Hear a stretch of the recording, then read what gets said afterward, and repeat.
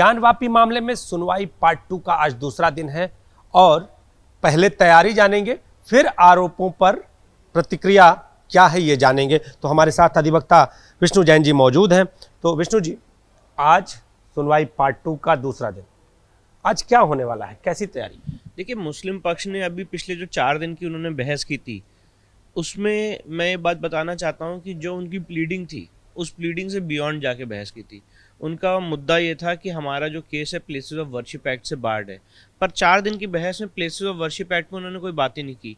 तो मुझे उम्मीद है कि वो प्लेसेस ऑफ वर्शिप एक्ट पे आज अपनी बात रखेंगे और अपने लीगल सबमिशंस आज कोर्ट के सामने रखेंगे, और लीगल सबमिशंस खत्म होने के बाद हमें कोर्ट अपॉर्चुनिटी देगा अपने जवाब देने का। सुप्रीम कोर्ट के 25 जजमेंट, 25 रूलिंग्स हम कोर्ट करने जा रहे हैं, जिससे हम कोर्ट के सामने साबित करेंगे कि ये केस पोषणीय है, ये केस मेंटेनेबल है और आगे इश्यूज बनने चाहिए, इसमें एविडेंस इसमें आनी चाहिए।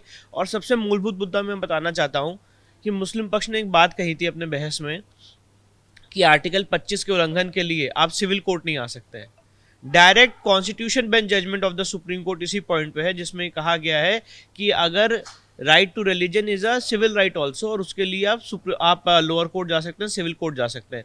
तो इस तरह की बहस की गई है। ये बहस की गई है कि जो सर्वे नंबर हमने लिखा है इस प्रॉपर्टी को डिस्क्राइब करने के लिए, वो 9130 लिखा है, जबकि गलत सर्वे नंबर है। दीन मोहम्मद के जजमेंट में, जिसके ऊपर ये इतना रिलाई कर रहे हैं, उस पर इन्होंने खुद लिखा है कि सर्वे नंबर 9130 इस प्रॉपर्टी का है।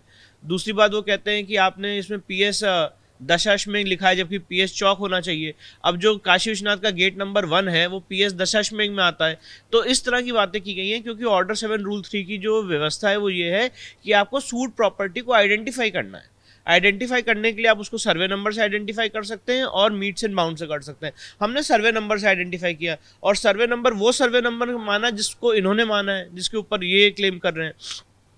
और एक और कंसेप्ट है सिविल लॉ का कि जहाँ पे प्रॉपर्टी एकदम इजीली आइडेंटिफाइबल है, वहाँ पे इन सब चीज़ों की ज़रूरत भी नहीं होती। फॉर एग्जांपल, अगर कोई ताजमहल के ऊपर आज कोई बात आती है, तो ताजमहल को आपको आइडेंटिफाई करने की ज़रूरत नहीं मीट्स एंड बाउंड से, वो प्रॉपर्टी सफिशिएंटली खुद ही आइडेंटिफाइबल है। वैसे ही ये काशी विश्वनाथ ज्ञानव्यापी परिसर भी बहुत ही ईजिली आइडेंटिफाइबल है। इसलिए इस तरह की बातें की गई। जब हमें अपॉर्चुनिटी मिलेगी, हम कोर्ट के सामने अपना पूरा पक्ष रखेंगे, और मुझे उम्मीद है कि माननीय न्यायालय हमें पूरा सुन के उसके बाद एक उचित फैसला करेंगे। विष्णु जी, तैयारी तो आपकी अपने स्तर पे तगड़ी है, लेकिन हिंदू पक्ष में टूट दिखाई दे रही है। कहीं ना कहीं कहे कि आरोपों प्रत्यारोपों के भाव दिखाई दे रहे हैं। आपके ही कभी साथी रहे, अगर जितेंद्र सिंह बिसेन की बात करें, तो आप लोगों पे गंभीर आरोप उन्होंने लगाए। कह रहे हैं कि इस पूरे मूवमेंट के पीछे इस्लामिक संगठन हो सकता है, ऐसी चीजें हैं सामने।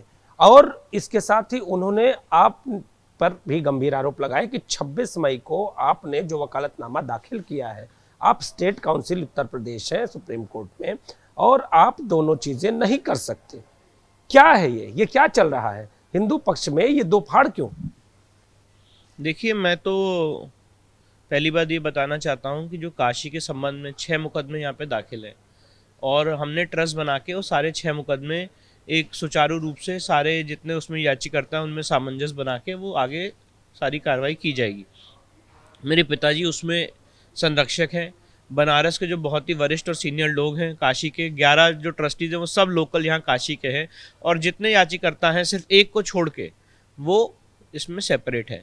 अब कोई आदमी अगर एक याचिकर्ता से पावर ऑफ अटॉर्नी लेके उसके ऊपर राजनीति करने की कोशिश करे, तो उसमें हम लोग तो कुछ नहीं कर सकते। हमारी लड़ाई तो अपने आराध्य के लिए, अपने ईश्वर के लिए, हम तो यही चाहते हैं कि जो हमें आराध्य हमारे ईश्वर है उसमें हमें पूजा का अधिकार मिले। मेरी लड़ाई किसी इंडिविजुअल से नहीं है, और अगर किसी इंडिविजुअल से उसको लगता है कि मैंने कुछ गलत किया है, तो अथॉरिटीज़ हैं, कंप्लेन करें। अगर उनको लगता है कि हम इस्लामिक संगठन, जैसा कि आपने क्या आरोप बताया भैया आपने, एक इस्लामिक संगठन इस पूरे मूवमेंट के पीछे लगा हुआ है, और खुद आप जो 26 मई को आपका वकालतनामा दाखिल है, इस मुकदमे को खत्म कराने की साजिश है। हाँ, नहीं, सही बात है। मैं इस मुकदमे को खत्म कराने के लिए आया हूँ। अगर इस तरह ये मेरा आरोप नहीं है, ये जितेंद्र सिंह बिसेन का ये कहना है कि ऐसे कुछ लोग हैं जो साजिश कर रहे हैं। इस तरह के अनर्गल आरोपों का मैं जवाब देना नहीं चाहता हूँ। मैं अपने केस की लीगल तैयारी कर रहा हूँ, और मेरी जो लड़ाई है, मैंने आपको बताया, अपने आराध्य अपने ईश्वर के लिए, उनको मुक्त कराने के लिए, उनका जो मूल स्थान है वहाँ पे हम पूजा पाठ करें, उसके लिए हमारी लड़ाई, उसके लिए हम खटते रहेंगे, उसके लिए हम मरते रहेंगे।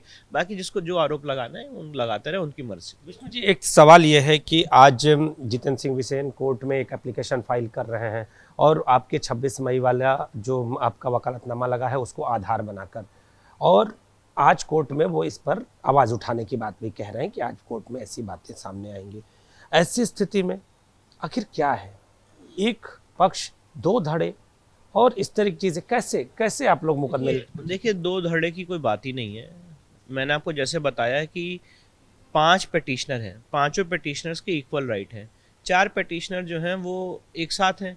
अब अगर कोई एक आदमी एक अलग बात कहे जिसका कोई वही मैंने बताया ना, उनकी लड़ाई हमसे है, हमारी लड़ाई अपने आराध्य देवता के मूल स्थान को मुक्त कराने की है। तो उनको जो लड़ाई लड़नी है वो लड़ते रहे, मुझे कोई दिक्कत नहीं है। उनको कोर्ट में जो आवाज़ उठानी है वो उठाएं। लीगली हम पूरे साउंड हैं और उनको पूरा जवाब देने के लिए कोर्ट में सक्षम। लेकिन ऐसा क्यों कर रहे हैं जितेंद्र सिंह बिसेन, ऐसा क्यों कर रहे हैं? क्या कोई व्यक्तिगत मंशा है आपसे सीधी लड़ाई जैसा कि आप कह रहे हैं? तो वो लड़ाई है, वो लड़ाई क्या खत्म नहीं की जा सकती या क्या है? मुझे नहीं, देखिए मुझे नहीं पता। मुझे लगता है कि वो जो लड़ाई लड़ रहे हैं वो लड़ते रहे। बहुत उनको ईश्वर ने जो उनको बुद्धि दी है वो उस हिसाब से अपनी लड़ाई लड़ेंगे। मुझे जो मेरे पिताजी ने, मेरे गुरुओं ने, मेरे पुरखों ने जो मुझे आश्रय दिया है, जो मुझे बुद्धि दी है, मैं उसके हिसाब से अपने आराध्य देवता के मूल स्थान की मुक्ति की बात करता रहूँगा। अब उनको जो भी चीज़ें करनी है वो करते रहे, मैं उसमें नहीं पढ़ना चाहता हूँ। और मैं इतना बात आपको सामने कहना चाहता हूँ कि हमने बहुत ही सच्चे मन से अपने आराध्य अपने ईश्वर के लिए लड़ाई शुरू की है और उसको अंत तक लेके जाएंगे। जिसको जो आरोप लगाना है, हर आरोप का जवाब देने के लिए मैं नहीं बना हुआ हूँ। जिसको जो आरोप लगाना है वो लगाते रहे। सारे आरोप निराधार हैं और अपनी पर्सनल और राजनीतिक महत्वाकांक्षाओं से प्रेरित है। तो विष्णु जैन जी थे और उन्होंने साफ तौर पे ये कहा कि जिसको जो आरोप लगाना है लगाए, मैं अपने आराध्य के लिए तैयारी कर रहा हूं। अगर किसी को दिक्कत है तो वो उन्हें चैलेंज करे, उसका भी वो कोर्ट में जवाब देंगे। और इसके साथ ही इन्होंने सारे आरोपों को निराधार बताया। कैमरामैन विशेष के साथ नीतीश कुमार पांडे, एबीपी गंगा, वाराणसी।